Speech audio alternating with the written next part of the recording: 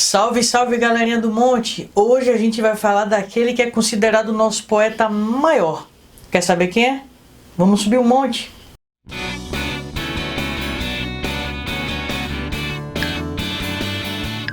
Ele nasceu em Itabira do Mato Dentro, em 10 de outubro de 1902.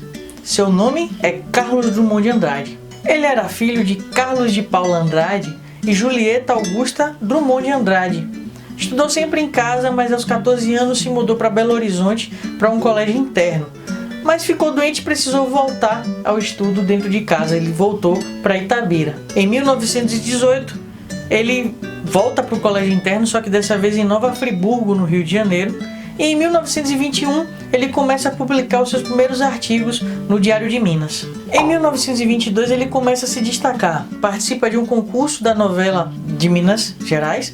E lá ele ganha o prêmio com o conto Joaquim do Telhado. E um ano depois, ele vai fazer um curso que não tem nada a ver com aquilo que ele estava se destacando, que era literatura. Ele foi fazer farmácia. Nada a ver. Mas ele se forma em 1925 em farmácia. E nesse mesmo ano de 1925, ele funda a revista, que vem a ser o principal veículo do modernismo mineiro. Sim, o nome da revista era A Revista mesmo. Drummond ainda lecionou português, lecionou geografia lá em Itabira, mas ele não gostava muito dessa vida interiorana, completamente diferente daquela outra poetisa mineira que a gente falou aqui nesse vídeo. Dá um confere lá, Carolina de Jesus. E por não gostar dessa vida interiorana, ele volta para Belo Horizonte e lá ele vira redator de um jornal, do jornal Diário de Minas. Passa o tempo e Drummond lança um poema que é famoso até hoje, com certeza você conhece esse poema, mas que na época foi um escândalo para a sociedade, sobretudo por conta da imprensa ter caído em cima desse texto, que vocês conhecem como No Meio do Caminho, que dizia mais ou menos isso aqui, ó. No meio do caminho tinha uma pedra. Tinha uma pedra no meio do caminho. No meio do caminho tinha uma pedra no meio do caminho.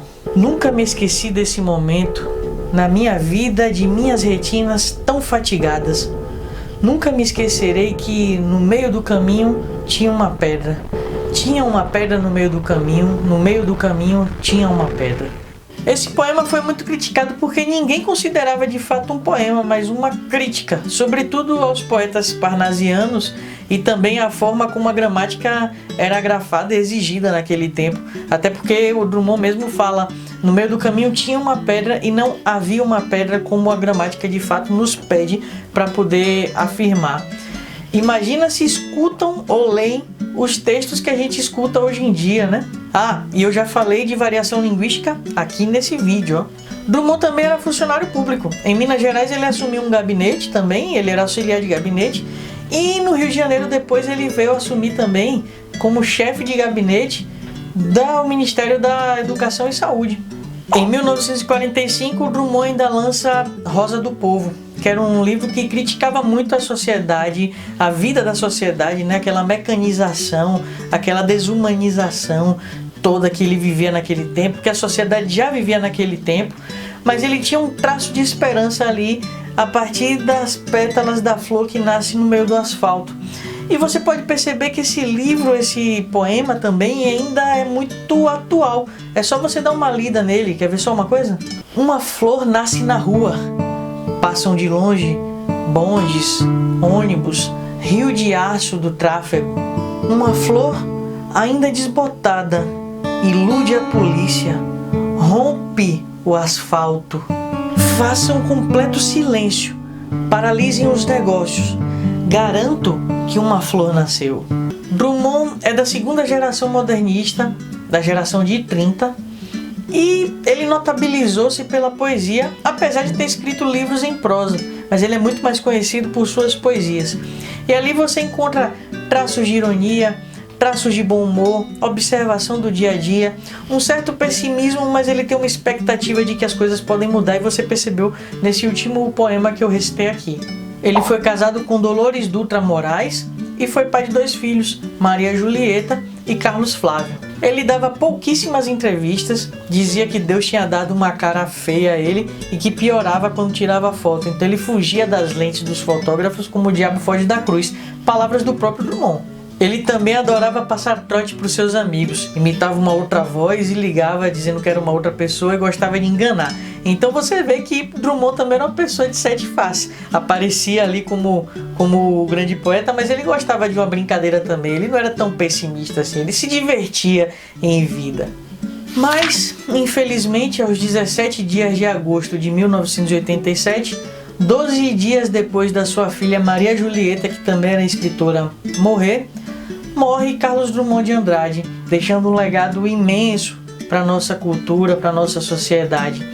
E lá no Rio de Janeiro você pode ver uma homenagem a Drummond. Tem um banco com a estátua dele, inclusive eu mesmo já estive lá, já tirei algumas fotos, e nunca fica sozinho. É o próprio Drummond observando a vida, o próprio Drummond observando como as coisas fluem e seguem no dia a dia, como a sociedade se comporta.